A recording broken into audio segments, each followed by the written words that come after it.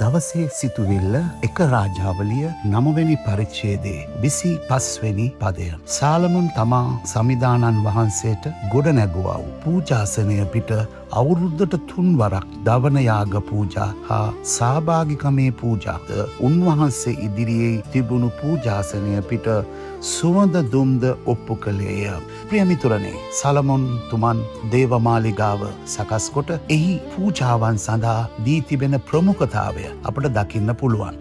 මේකෙන් අපට ඉගෙන ගන්න තියෙන කරුණ තමයි ගොඩනැගිල්ලක් සැකසීම විතරක් නෙමෙයි සලමොන් රජ්ජුරුවන්ගේ තිබුණා වූ අභිලාෂය. ගොඩනැගිල්ල සෑදුවේ කුමක් සඳහාද කියන එකත් ඔහු මේ කොටස තුළ අපට දකින්න පුළුවන්. අපි දෙවියන් වහන්සේගේ ගෘහයට නිතිපතා යන අය වෙන්න පුළුවන්. සතිපතා යන අය වෙන්න පුළුවන්. නමුත් ඇත්තටම අපට අරමුණක් පරමාර්ථයක් තියෙනවද? අපි යන ගමනේ තියෙන අරමුණ පැහැදිලිව අපට දකින්න පුළුවන්ද? අපට ඉලක්කයක් තියෙනවද? කිතුණුවන් හැටියට, දෙවියන් වහන්සේගේ දරුවෝ හැටියට අපි සෝදිසි කරලා බලන්න ඕනේ. නැතිනම් වෙන්නේ අපි පුරුදු පරිදි යනවා, කාලයකට පස්සේ ඒක අපේ ජීවිතේ කොටසක් බවට පත් වෙනවා.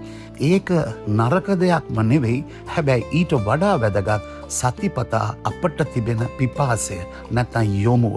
ඉතින් සලමොන් තුමන් ඇදුව විතරක් නෙවෙයි, ඔහුගේ හදවතේ තියෙන ස්වභාවය, දෙවියන් වහන්සේට තියෙන ගැඹුරු ආදරය ඔහු විදා දක්වලා තියෙනවා. ඒ තමයි අවුරුද්දට 3 වරක් දවන යාග පූජා, සහභාගිකමේ පූජා, ඒ වගේම සුවඳ දුම් දෙවියන් වහන්සේට ඔප්පු කරලා තියෙනවා. එකෙන් අපට පේනවා ඔය කොයි තරම් දෙවියන් වහන්සේත් එක්ක බද්ධ වෙන්න නැත්නම් සහභාගීත්වයට යන්න වෙහෙසවිලා වැඩ කරලා තියෙනවද කියලා.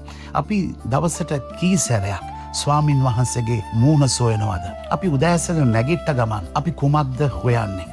දහවල් රාත්‍රියේ නින්දට යද්දී අපේ ජීවිතයේ මේ දෙවියන් වහන්සේ කියන කෙනාට තියෙන ඉඩස කොයි ආකාරද අපේ හිතට එබිලා බලන්න ඕනේ. ප්‍රියමිතුරනේ, අපි නිතිපතා යාඥා කරන අය වෙන්න ඕනේ. අවස්ථාව ලැබෙන හැම මොහොතකම උන්වහන්සේත් එක්ක අපේ සහභාගිකම, ඒ බැඳීම, ආදරය අපි ගොඩනගා ගන්න ඕනේ.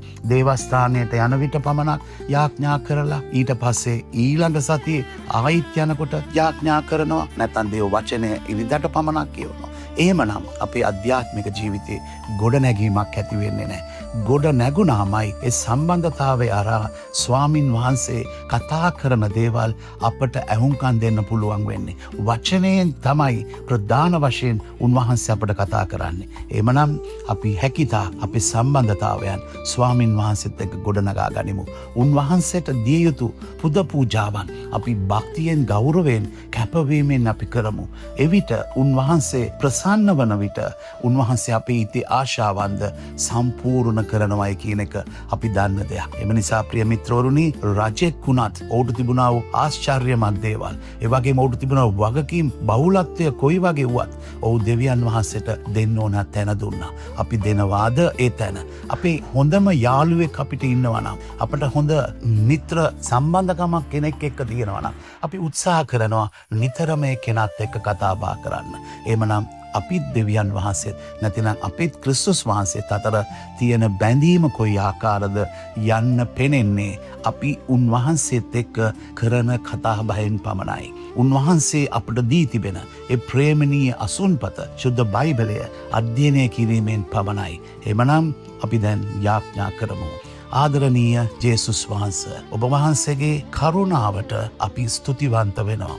ජේසුනි, පියාණන් වහන්සේ මත ඔබ වහන්සේ මනුකය රැගෙන මේ ලෝකේ සිටිද්දී සම්බන්ධ වුණාක් මෙන් නිරන්තරයෙන් අපට ඔබ වහන්සේ මෙන් පියාණනි සම්බන්ධතාවයන් ගොඩනගා ගන්න පිහිට වෙන්න. ජේසුනි, අපට උදව් කරන්න ඒ සම්බන්ධතාවය තහවුරු කරගන්න. ඉතින් අද දවසේ ඔබ වහන්සේ තුල අපි යැපෙමින්, ගෞරවයෙන් යුක්තව, පිපාසයෙන් යුක්තව ඔබ වහන්සේගේ වචනයද අපි කියවන්ට පොරොන්දු වෙමු. යේසුස් වහන්සේගේම නාමයෙන්. ආමෙන්.